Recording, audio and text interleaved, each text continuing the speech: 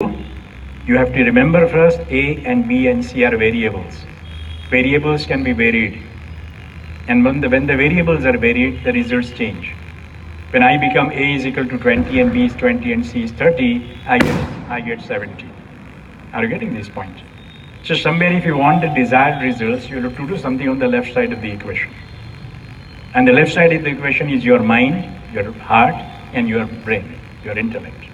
If you manage these three, everything else is managed. Your actions are managed. No? So don't go by the external factors, go by the internal factors. Empower yourself from within. And when you manage these three, other things can manage. That's why you always say the mantra is manage the manageable. First find out what is manageable.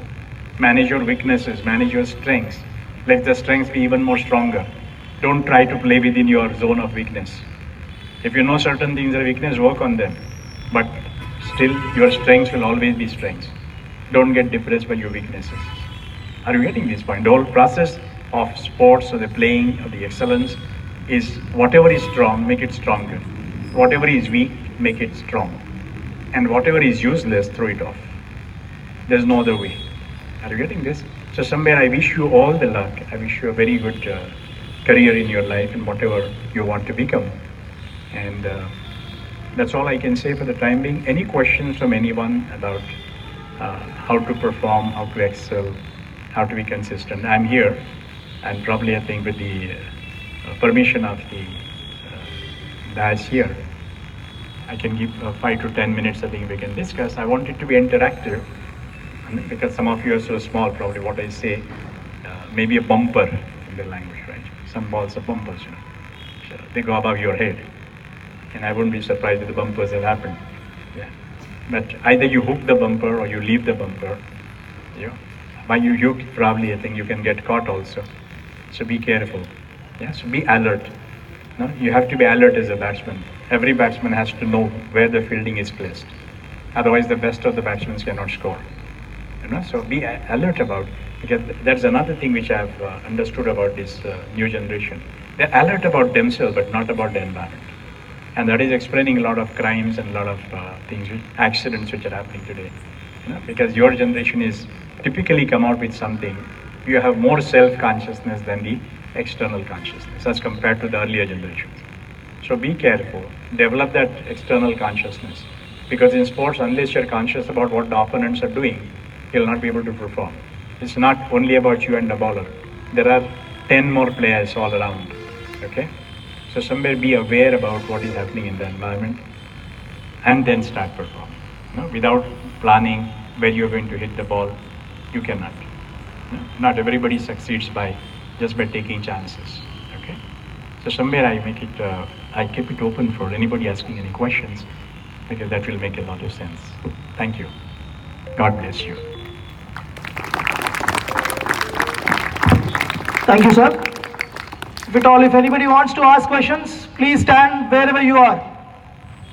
Stand up and ask. Even parents, it's open.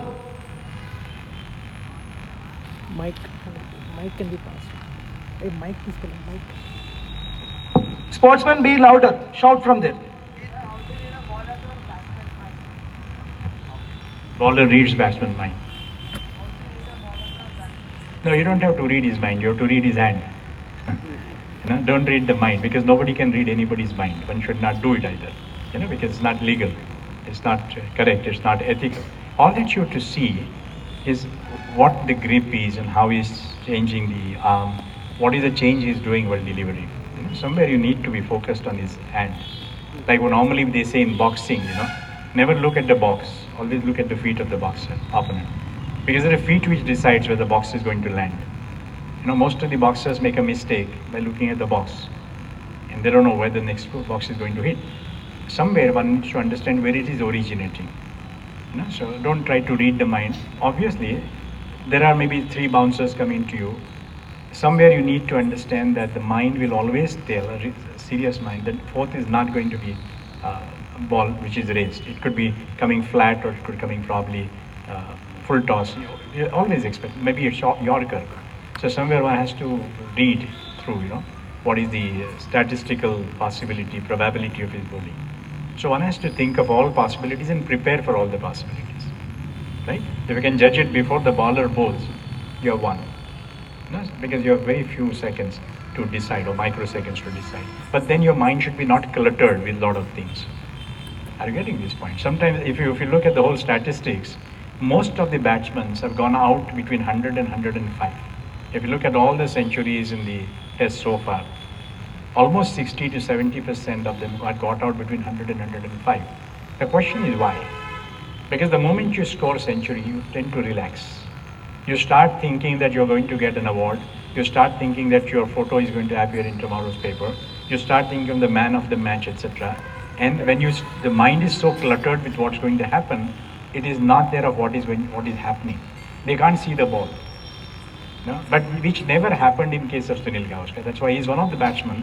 Out of his 34 centuries, most of the centuries are beyond 150. The moment he crossed 100, he would cross 150. He would hardly get out between 100 and 150 because of reconcentrating. He's taking the stance all over again. He's erasing everything that had happened till his 100 and look at a fresh situation. So somewhere one has to. Otherwise one tends to relax and one has to really remove that from the mind, that everything that's going to happen. Forget everything that's going to happen. Just remember what's happening at this moment. And don't be futuristic. Otherwise, you sit on your laurels and suddenly lose your concentration. No? So that is how it is. So first read your own mind. Don't try to read the mind of the bowler. The moment you read your mind is prepared. No? Are you getting this? So any situation the mind will face. Are you getting this point? Thank you very much for this question. Okay. Senior boys, you've got a good opportunity to clarify your doubts. All senior boys.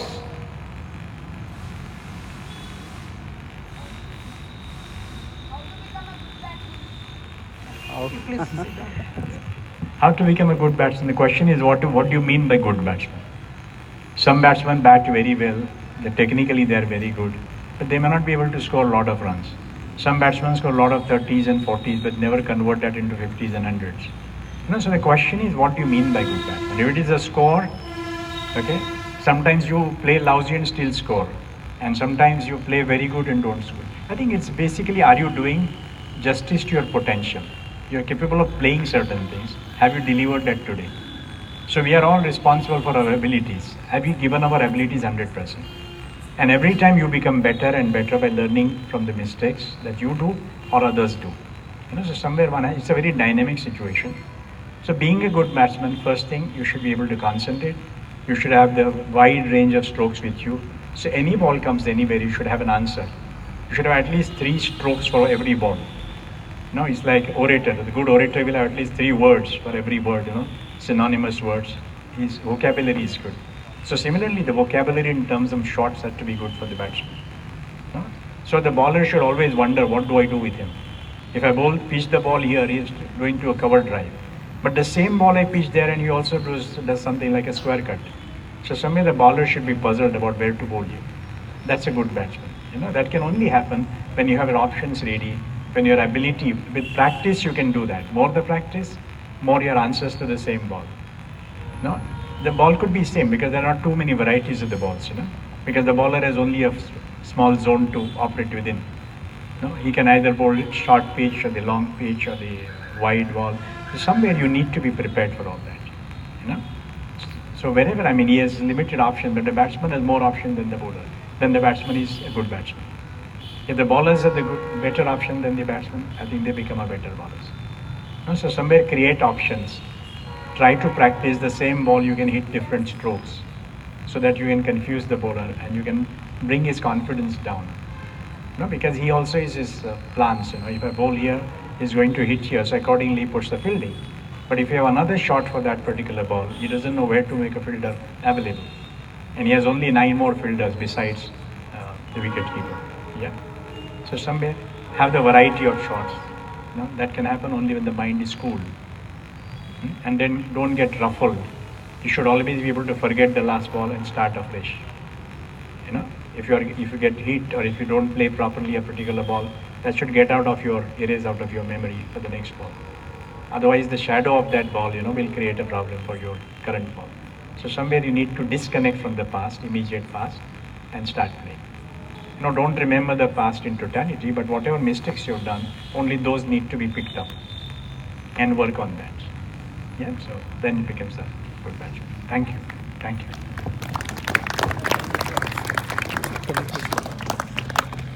Guruji, Yeah. as a parent, like what measures can we take while handling the kids? Yeah, first measure I would suggest is have a lot of patience. Yeah. And today the parents are impatient. The child is impatient. No? As normally I say about a medical profession, no, it's a funny thing that the doctor is impatient, the sick person, the patient is impatient. There's no patience left at all. Earlier there was one doctor and one patient. No? So somewhere the parent has to understand the child cannot overnight become a Sachin Tendulkar. There's a cycle. He has to go through a whole process. He has to slog. And you cannot have everything by the same child. He cannot have too many goals in his life.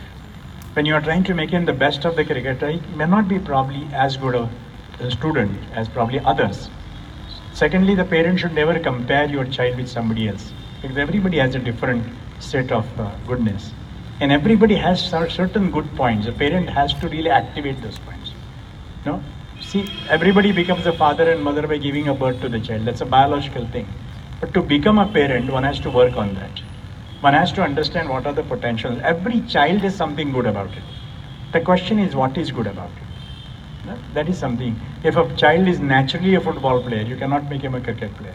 If he's a naturally natural cricketer by birth, probably you cannot teach him something else and expect him to excel. He may play, but somewhere I think he needs a direction. The biggest thing parent can do is wait and watch him. Encourage appreciate his goodness. Don't criticize, because the coach will do those things. We don't understand much. Like in the Gurukul times, the Guru used to handle totally. Today the problem is that most of the time parents are trying to work out their expectation to the child. Only because I wanted to be a good cricketer, I want my child to be a cricketer. But probably he does not have the liking for the cricket. So we cannot fulfill our aspirations and dreams through our child. And he comes under pressure and he becomes good in nothing. Then our parenting is a failure. So somewhere a parent has to first understand what are the disciplines in the child's life which are going on. Make a child understand what he has to pay for that in terms of efforts, in terms of energy, in terms of time, in terms of slogging. Tell your child everything is not easy in life. Now everybody who is successful, right now I was hearing, Tendulkar has faced more failures, that's why probably he has more success. So somewhere I think we need to understand. It happens in Thomas Edison. He was a failure in the school, but today he has 2,000 patents on his name. There is not failure as a person. So see that your child doesn't fail as a person. You have every right to expect, but you do not have the right to desire.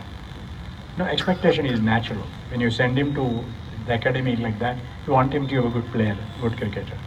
But that doesn't mean that he has to become the good batsman or the bowler. His talent will grow, and the coach is capable of giving some kind of honing and shaping his life. So somewhere I think the patience is the virtue. They give him a lot of love, give him a lot of appreciation. And when he fails, the first thing we should do is not to criticize. Because he's already hurt. And especially the new generations, it is very, very difficult. That's what we have found out. In our generation, we used to feel sad. They don't feel sad, they feel hurt.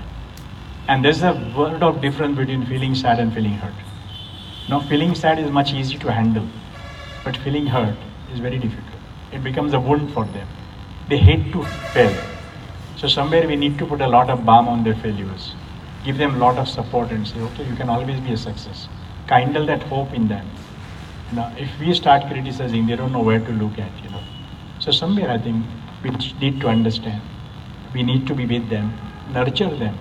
Instead of controlling them, nurture them. They should be able to come and talk about their failures very openly to you. Because when they talk failures, there's always a room to correct. Otherwise they close themselves and they can never be corrected. The most of the potentials get wasted because of one failure.